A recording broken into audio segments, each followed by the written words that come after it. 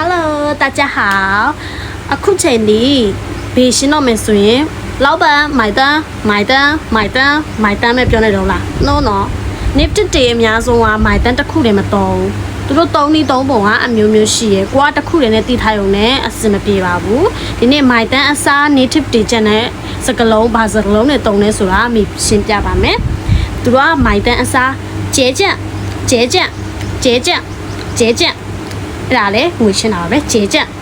ပြီးရင်算一下你算一下吧你算一下你算一下ဆိုတော့ तू တွက်ကြည့်ခိုင်းတာဒါပေမဲ့ तू ကအဲ့ဒါ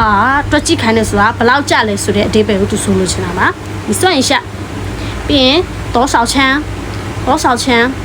多少钱ဘယ်လောက်ကြလဲเนาะ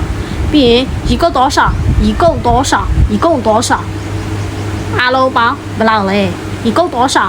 အားလုံးပေါင်းဘယ်လောက်လဲကဲခုတော့မိုင်တန်းတုံးလာသူတို့ no နော် native တွေအများဆုံးကအဲ့လိုမျိုးစကလုံးအမျိုးမျိုးတုံးကြတာများပါတယ်เนาะအဲ့တော့ like and follow လုပ်ထားပါ